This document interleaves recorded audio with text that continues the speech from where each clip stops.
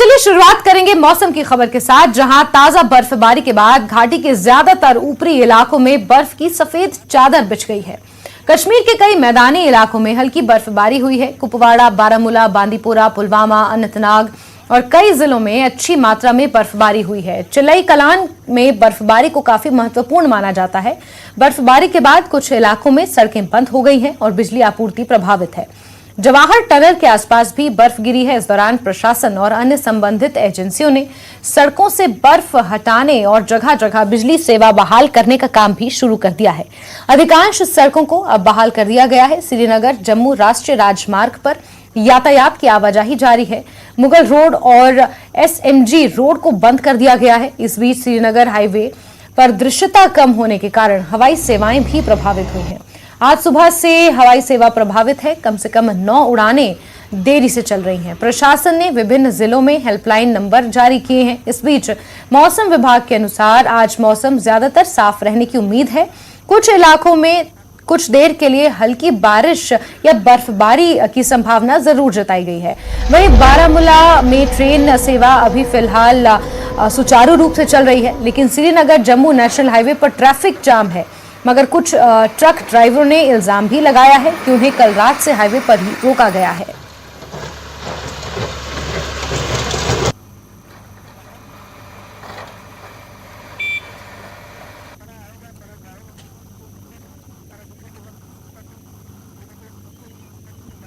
हम ये सारे इधर कल से फंसे हैं। नाम है सुखविंदर सिंह, होशियारपुर से आए हैं। तो रात जल्दी गाड़ी रोक दिया, तो गाड़ी सब निकल जाता है। अभी आप कहाँ पे हैं? अभी हम जहाँ पर खड़े हैं काजीकोंड के पहले। कब से फंसे हो आप? कल से हैं सर। मैं आसिफ हूँ, मैं अम्बाला सिटी से रहने वाला हूँ। श्रीनगर आया था ही गाड़ी खाली करने। कल रात से खड़ा हूँ बर्फ में, ठंड के कारण। तब अम्बाला जाना है मेरे को। कितने दिन में फंसे हुए? सर मेरे को पूरे हो गया है। हम ये सारे इधर हरबल में हुई बर्फबारी के बाद पर्यटकों में काफी उत्साह देखा जा रहा है। यहाँ पर्यटक जिसमें बच्चे भी शामिल हैं, बर्फ में खेलते हुए नजर आए। पर्यटकों ने बर्फबारी होने पर खुशी का इजहार भी किया।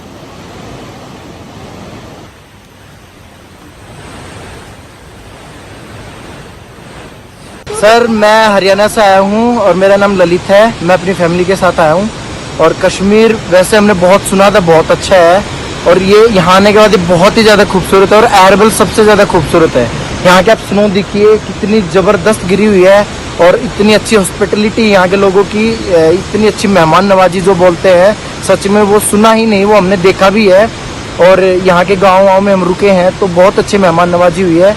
और बड़ा ही अच्छा यहाँ पे जो व्यू है और जो स्नो गिरी है, मतलब एकदम बहुत बढ़िया रिफ्रेशिंग, मज़े आ गए। तो मैं सबसे कहना चाहूँगा यहाँ पे आएँ पर एयरबेल आना ना भूलें।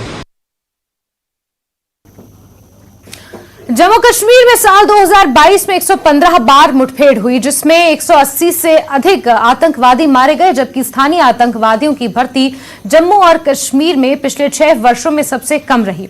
वर्ष 2022 के पहले 6 महीने में ज्यादातर गोलीबारी की सूचना मिली। वर्ष 2022 में 115 मुठभेड़ों में विभिन्न संगठनों के 180 आतंकवादी मारे गए। मारे गए आतंकवादियों में लगभग 130 स्थानीय आतंकवादी और शीर्ष कमांडरों सहित 50 गैर स्थानीय शामिल हैं। मारे गए अधिकांश आतंकवादी लश्कर-ए-तौयबा संगठन के थे। आंकड़ों से पता चलता है कि कुपवाड़ा जिले में 9 मुठभेड़ों की सूचना मिली, जिसमें 16 आतंकवादी मारे गए, जिसमें 12 लश्कर से जुड़े थे और 4 जैश के साथ थे।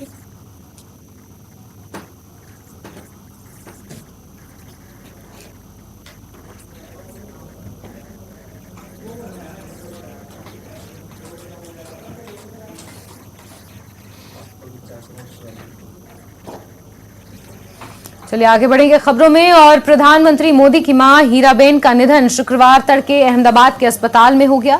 हीराबेन की उम्र 100 साल की थी। प्रधानमंत्री नरेंद्र मोदी की मां हीराबेन की बुधवार को तबीयत बिगड़ गई थी, जिसके बाद उन्हें अहमदाबाद के UN मेहता अस्पताल में भर्ती किया गया था। प्रधानमंत्री नरेंद्र मोदी की मां हीराबेन मोदी का पार्थिव शरीर गांधीनगर के शमशान घाट लाया गया, जहां नरेंद्र मोदी की मां हीराबेन पंचतत्वों में विलीन हो गई। पीएम मोदी ने अपने भाई के साथ मिलकर उन्हें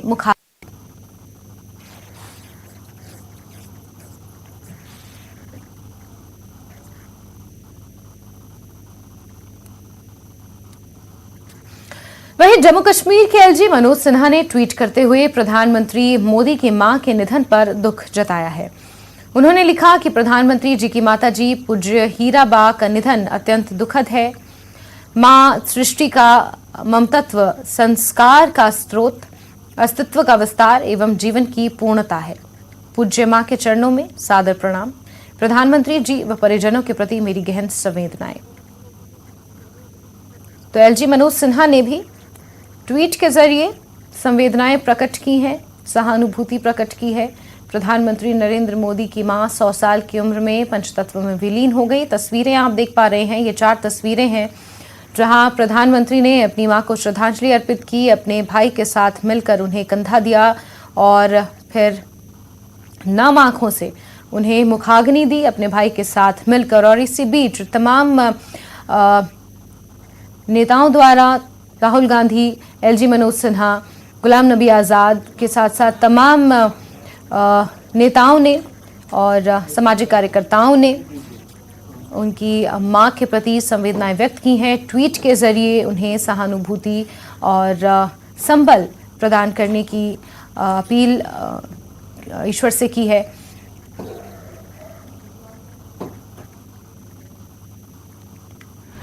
और एक ऐसे पुत्र को जन्म दिया जिसने अपनी पार्टी के लिए, जिस व्यक्ति ने अपने पार्टी के लिए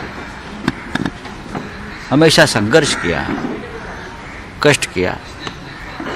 फिर वही नरेंद्र मोदी देश के प्रधानमंत्री भी बन गए, देश का नेतृत्व कर रहे हैं।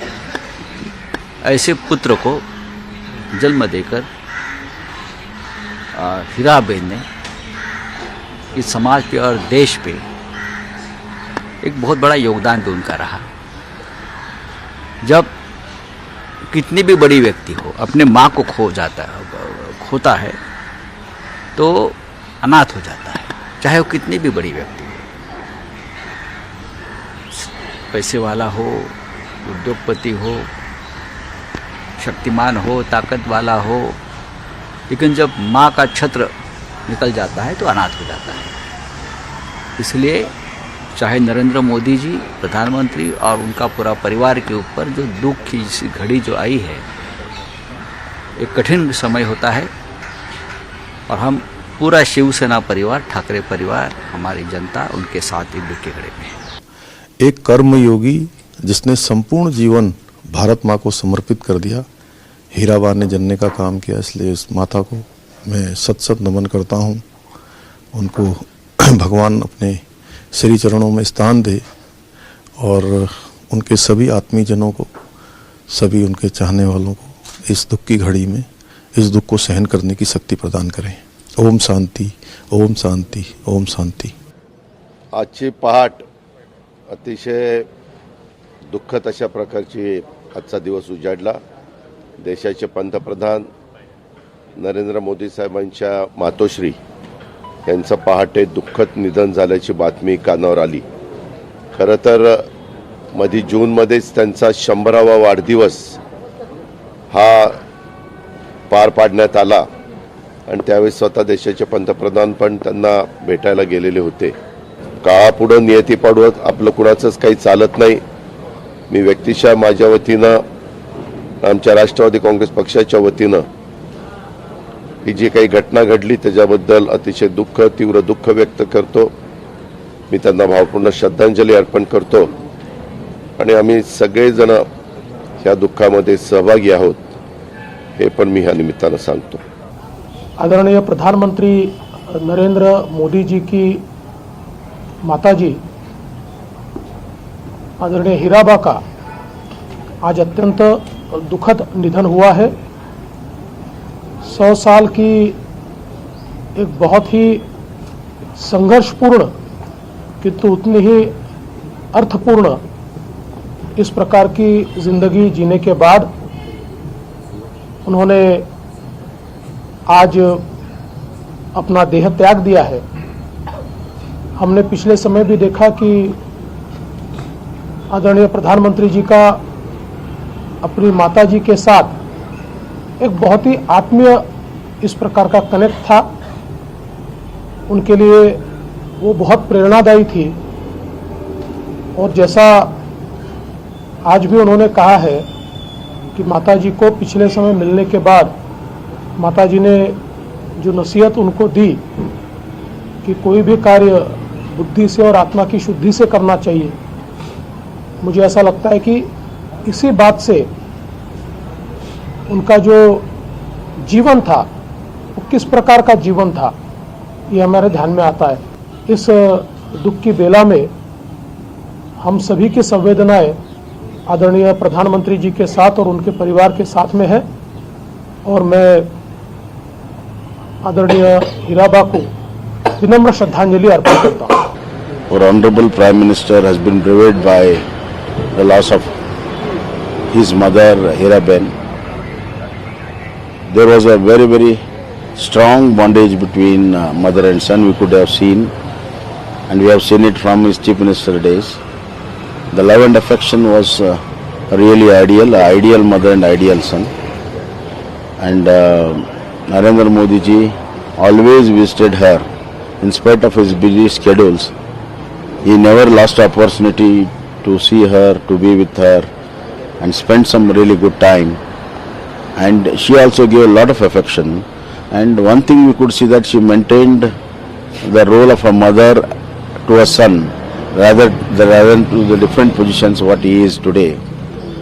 That shows the equanimity of thinking of the great Hiraben, and the way she blessed him, the way she gave food, the gave him money, it was so affectionate.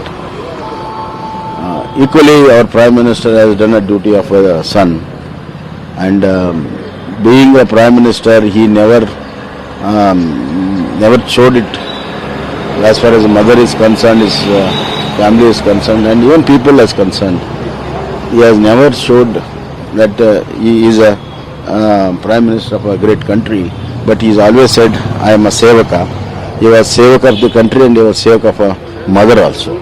और जम्मू कश्मीर के एलजी मनोज सिन्हा ने ट्वीट करते हुए प्रधानमंत्री मोदी की मां के निधन पर दुख जताया है। उन्होंने लिखा, प्रधानमंत्री जी की माताजी पूज्य हीराबा का निधन अत्यंत दुखद है। मां सृष्टि का ममतत्व, संस्कार का स्रोत, अस्तित्व का विस्तार एवं जीवन की पूर्णता है। पूज्य मां के चरणों में सादर प्रणाम। प्रधानमंत्री जी व परिजनों के प्रति मेरी गहन संवेदनाएं। साथ ही डेमोक्रेटिक आजाद पार्टी अध्यक्ष गुलाम नबी आजाद ने भी ट्वीट करते हुए लिखा कि मुझे पता है कि ऐसे समय में शब्द थोड़े सांत्वना देने वाले होते हैं। बहरहाल माननीय प्रधानमंत्री जी के प्रति मेरी हार्दिक संवेदनाएं। मैं दिवंगत आत्मा की शांति के लिए भी प्रार्थना करता हूं।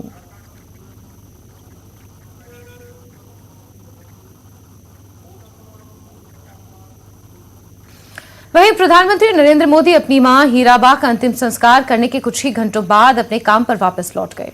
पीएम मोदी ने वीडियो कॉन्फ्रेंसिंग के जरिए पश्चिम बंगाल में वंदे भारत ट्रेन और मेट्रो के नए रूट को भी हरी झंडी दिखाई।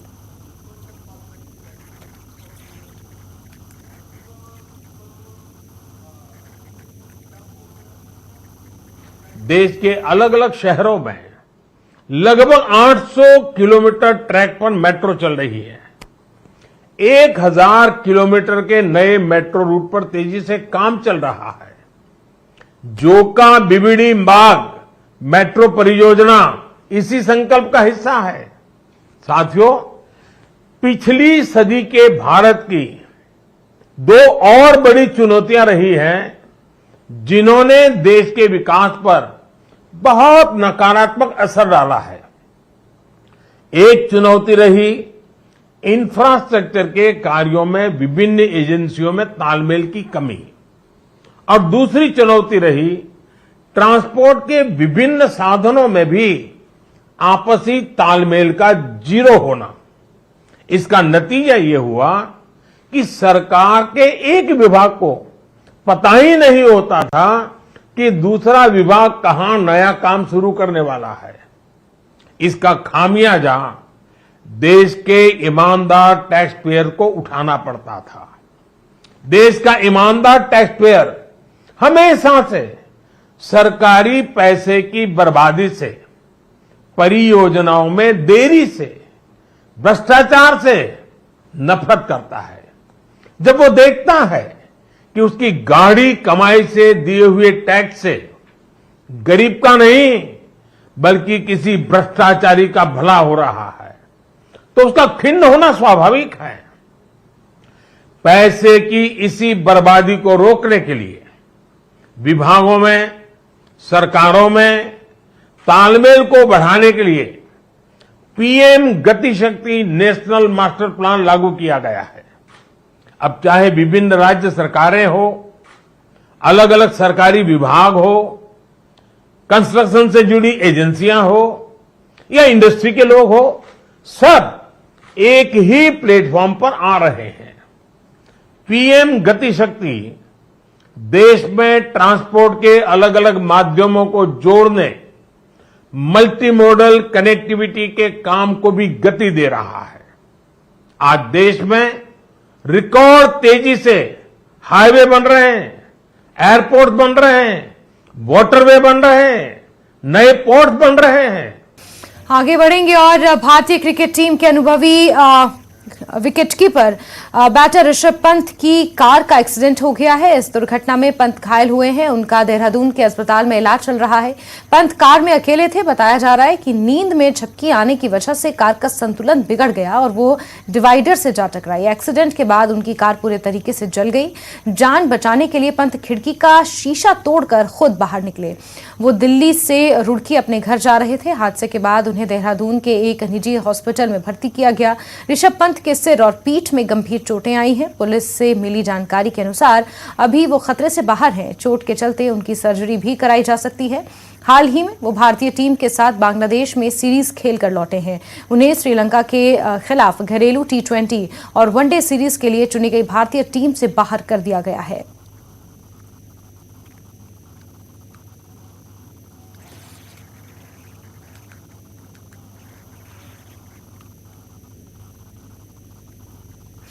वहीं राज्यपाल राजेंद्र विश्वनाथ आर्लेकर ने प्रधानमंत्री नरेंद्र मोदी की माता हीराबेन मोदी के निधन पर गहरा दुख व्यक्त किया है। अपने शोक का संदेश में राज्यपाल ने कहा कि वो सादगी की प्रतिमूर्ति रहीं और उनका जीवन निष्काम मूल्यों के प्रति प्रतिबद्ध रहा। राज्यपाल ने ईश्वर से दिवंगत आत्मा की शांति और शोक संतप्त परिजनों को इस अपूर्णीय क्षति को सहन करने की शक्ति प्रदान करने की प्रार्थना की है।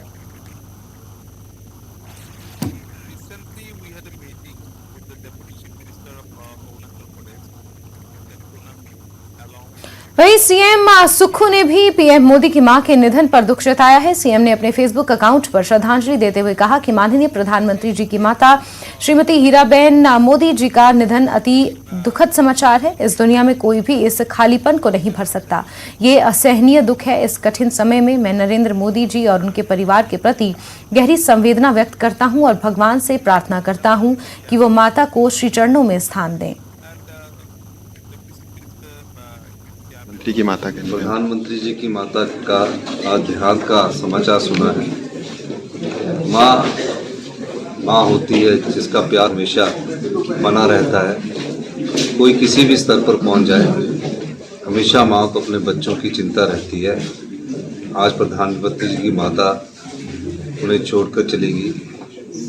हम भगवान से ये प्रार्थना करते हैं कि जो क्षतिपूर्ति है उसको सहन करने की प्रधानमंत्री मोदी जी को हौसला दे और इस दुख में हम अपने आप को सम्मिलित करें। पीएम मोदी की मां हीराबा को पूर्व सीएम जयराम ठाकुर ने ट्वीट कर श्रद्धांजलि दी। जयराम ठाकुर ने कहा कि प्रधानमंत्री श्री नरेंद्र मोदी जी की पूज्य माता जी के निधन की खबर सुनकर बहुत दुखी हूं। संघर्षपूर्ण जीवन जीते हुए पूज्य माता जी ने जो आशीष और संस्कार दिए हैं, उसी से आज भारत को कुशल एवं मजबूत नेतृत्व मिला है। ऐसी पूज्य माता जी की पुण्य आत्मा को ईश्वर अपने श्री चरणों में स्थान दें।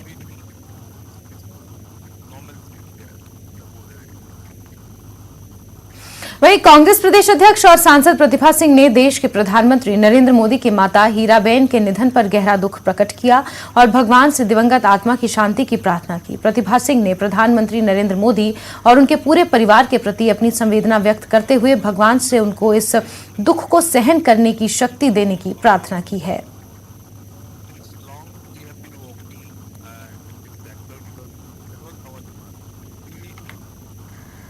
चलिए आगे बढ़ेंगे खबरों में और आपको बता दें कि टीम इंडिया के स्टार क्रिकेटर ऋषभ पंत सड़क हादसे का शिकार हुए हैं। उनकी कार रुड़की में डिवाइडर से टकरा गई। हादसे के दौरान कार में आग लग गई थी। इस दुर्घटना में पंत के सिर और पैर में चोटें लगी हैं।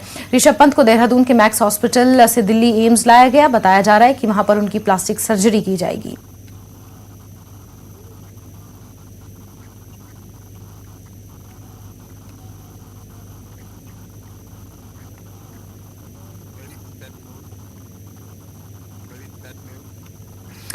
आउटसोर्स कर्मचारियों पर कांग्रेस सरकार की बड़ी कार्रवाई सामने आई है। आउटसोर्सिंग पर रखे गए ब्लॉक प्रोजेक्ट असिस्टेंट की सेवाएं रद्द कर दी गई हैं। प्रदेश सरकार ने इसको लेकर आदेश जारी किए हैं। प्रदेश भर में 70 के करीब आउटसोर्स कर्मियों की सेवाओं को समाप्त किया गया है।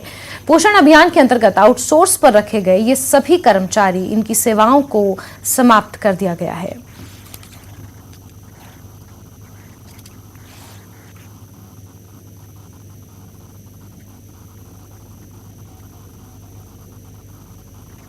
प्रदेशवासियों को 300 यूनिट निःशुल्क बिजली उपलब्ध करवाने के लिए सुखू सरकार ने कवायद शुरू कर दी है। इसको लेकर गुरुवार को प्रदेश सचिवालय में मुख्यमंत्री ने पहले बिजली बोर्ड की बीओडी में हिस्सा लिया और बोर्ड की आर्थिक स्थिति और उत्पादन क्षमता के बारे में विस्तार से जाना। इसके अलावा उन्होंने बिजली उत्पादन बढ़ाने पर भी लंबी बातचीत की। बिजली बोर्ड के साथ बैठक के बाद मुख्यमंत्री ने प्राइवेट इन्वेस्टर्स के साथ बैठक की और प्रदेश में बिजली उत्पादन बढ़ाने की संभावनाओं पर चर्चा हुई। यहां सरकार ने निजी कंपनियों को जल विद्युत क्षेत्र में निवेश के लिए आकर्षित करने के लिए जल्द एक खुली नीति लाने का फैसला लिया है।